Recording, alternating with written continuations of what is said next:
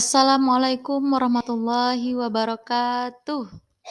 Warahmatullahi wabarakatuh. Oke, ibu semua. Ya. Ya, Bu. Selamat pagi. Pagi. Bu. Oke, baiklah. Terima kasih atas waktunya ya. Hari ini saya akan memaparkan diseminasi modul 1.4 ilmu budaya positif. Nah, saya yakin Bapak-bapak dan Ibu tidak asing lagi dengan kata-kata ini ya. Oke, kita sedikit pemanasan awal dulu ya. Nah, supaya fresh kita ya. Ya, yuk, ini ada gambar apa ini Bapak Ibu? Tangan. Bertepuk tangan ya. Ini ada clue, ini bermain ya, bermain gambar, kita bisa menebak nanti jawabannya. Clue-nya perhatikan dan dengarkan pertanyaan. Nah, pertanyaannya, penanya menepuk-nepuk tangan seperti sedang menangkap nyamuk. Ada berapa nyamuk? Clue-nya ya, perhatikan dan dengarkan pertanyaannya. Ya. Ada berapa nyamuk yang ketangkap? Oke, boleh kita kasih waktu 1 menit lagi. Oh, seperti sedang nyamuk-nyamuk itu dari nyamuknya. Karena dia kan lebar nyamuknya. Nyamuknya ada kan seperti. Oke, sudah? Oke, baik ya. Jadi kita hanya melatih dari kita lihat jawaban. Jawabannya keterangan ya, penjelasannya. Kamu berapa kali si penanya menepuk nyamuk, melainkan kamu hanya perlu menghitung jumlah kata dalam pertanyaannya. Pertanyaannya adalah ada berapa nyamuk yang ketangkap? Ada 5 kata.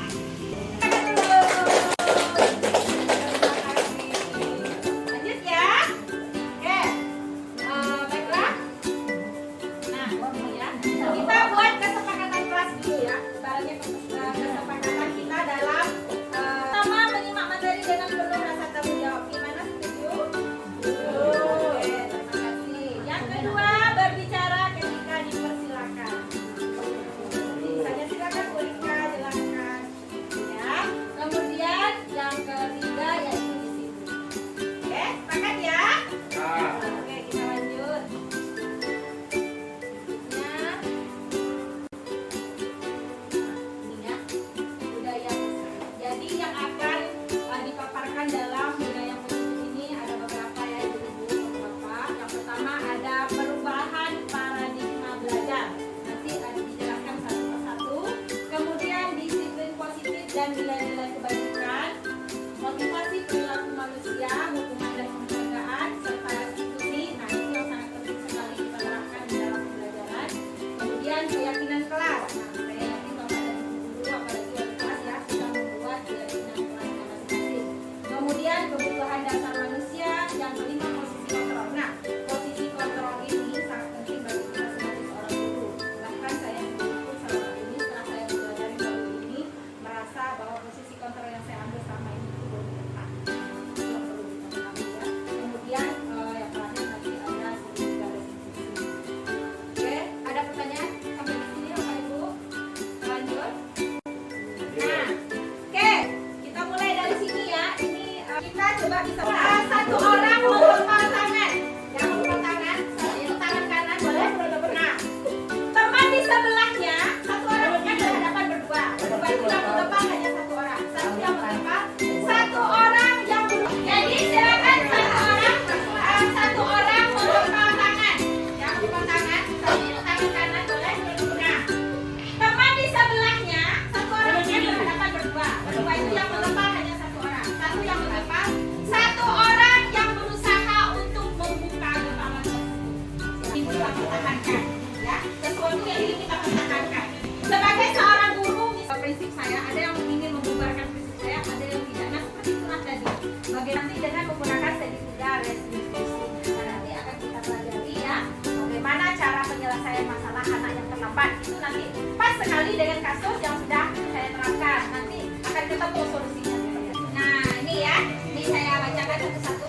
Kalau hukuman tadi bersifat tidak terencana, yang namanya hukuman tidak ada kita merencanakan hukuman apa bu anak yang terlambat tidak ada. Yaitu bersifat dia dadakan ya. Kemudian kalau konsekuensi bersifat sudah terencana dan sudah disepakati, sudah dibahas dan sudah murid dan guru. Nah, ini kesepakatan kelas tadi. Kemudian restitusi adalah proses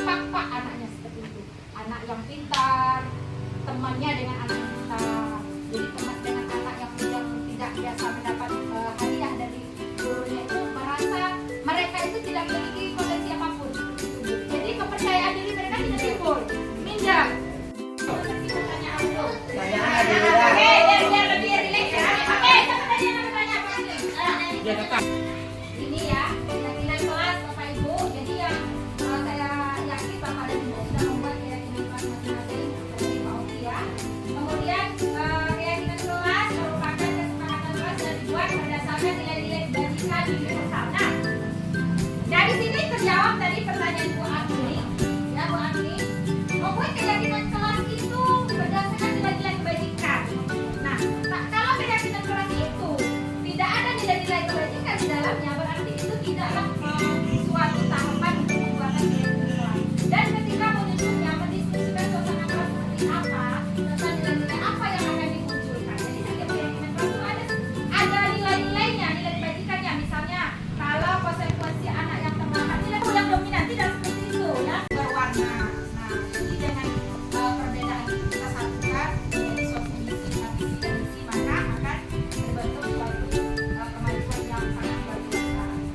Yang kedua yang kita lakukan itu perbedaan. Saya yakin dan saya yakin sekali bahwa kekompakan Ki Hajar menyatakan bahwa untuk mencapai kemerdekaan atau dalam konteks pendidikan kita saat ini, untuk menciptakan murid yang merdeka, syarat utamanya adalah harus ada disiplin yang kuat. Disiplin yang dimaksud adalah kita tumbuhkan dari diri kita sendiri, baik untuk kita sebagai seorang pengajar maupun untuk murid kita. Bagaimana kita menumbuhkan motivasi dalam diri anak kita itu, motivasi internal itu dari dirinya sendiri, tanpa ada rasa takut dengan guru, tanpa ada paksaan. Bagaimana mereka itu ingin datang pagi benar-benar dari dirinya sendiri, ingin belajar, tertib dalam belajar, tapi kemauan dari diri dia sendiri, maka akan tercipta suatu pembelajaran yang sangat luar biasa sekali. Nah, seperti itu juga dengan kita sebagai tenaga pendidik, bagaimana kedisiplinan itu kita timbul dari diri kita sendiri. Karena memang susah sekali kalau disiplin itu dari eksternal, hasilnya pun tidak maksimal. Ya, namanya paksaan. Oke ya, kita usaha ya Bapak Ibu, insya Allah bisa. Karena setiap ada kemauan pasti ada. Ya, lanjut. Disiplin positif dan nilai-nilai kebajikan. Ya. Ya, sebenarnya inilah disiplin artinya disiplin kembali di Iya. seperti kepala tangan tadi, bagaimana orang berusaha merayu, berusaha apa, kalau keyakinan kita, niat kita berubah, tetap tidak berubah. Jadi intinya dari diri kita. Begitu pun juga anak didik kita itu kalau sudah terbiasa disiplin dalam dirinya, mereka akan terbiasa. Nah, berarti tidak ada kembali diberi orang tua uang atau memberi nilai bagus supaya, jadi kalau faktor eksternal berarti anak itu disiplinnya secara terpaksa. Iya, bagus. Oke, luar biasa sekali, tepuk tangan dulu untuk Pak kuliah, mandiri, pada kritis, perkebunan global, bergotong royong dan bergotong. Jadi ekspresi itu sama dengan Peter Pan tadi ya. Ini ya, keyakinan kelas Bapak Ibu. Jadi yang saya yakin Bapak dan Ibu sudah membuat keyakinan kelas masing-masing seperti Pak Oki ya. Kemudian keyakinan kelas merupakan kesepakatan kelas dan dibuat berdasarkan nilai-nilai kebajikan universal. Nah,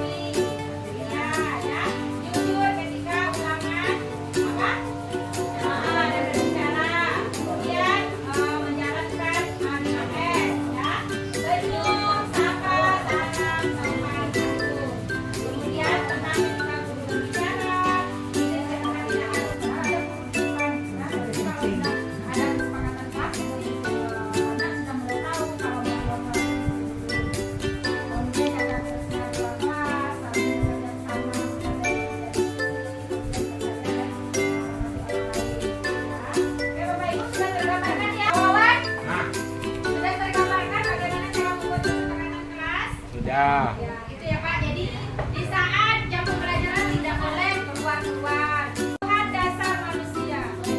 Dan penguasaan akan perbuatan untuk mencapai sesuatu. Kemudian kebebasan kemandirian bagi bergerak dan juga pencegahan baru dan menarik. Ya. Kesenangan untuk menjadi senang bermain dan tertawa. Dan jika seseorang tidak dapat kebutuhan dengan cara positif, maka mereka bisa melanggar peraturan atau hal yang tidak sesuai dengan kebutuhan. Kita sebagai guru harus memahami kedua kebutuhan dasar anak yang selalu ribut di dalam kelas, kita cari tahu dulu apa sih kebutuhannya. Nah, bisa jadi kurang kasih sayang, bisa jadi kurang perhatian, bisa jadi kurang jajan, ya, ingin bebas. Nah, jadi banyak sekali hal-hal yang perlu kita ketahui. Memang kita apa namanya belum sarapan, jadi kita harus tahu dulu kebutuhan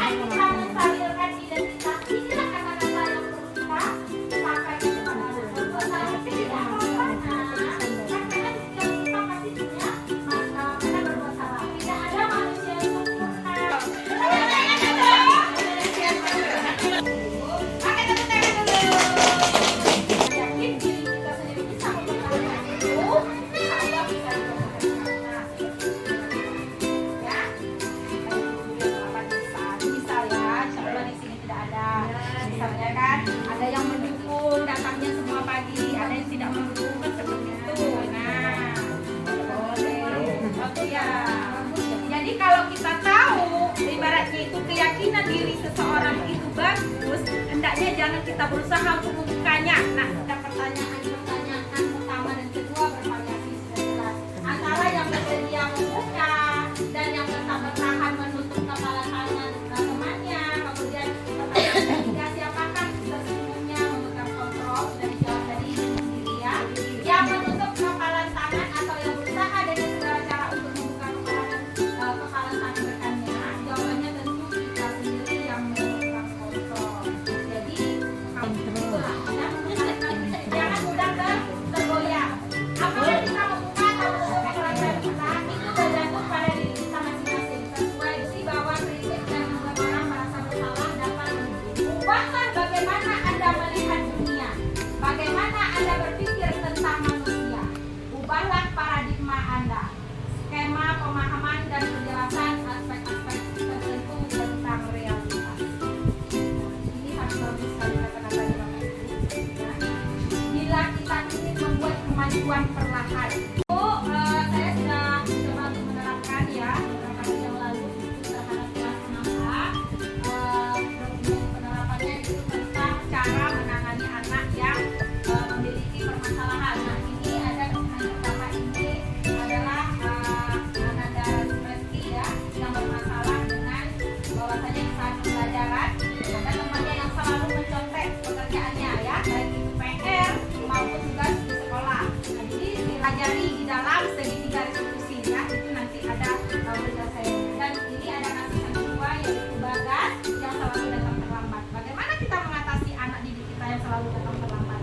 Motivasi hukuman dan penghargaan restitusi. Mungkin selama ini kita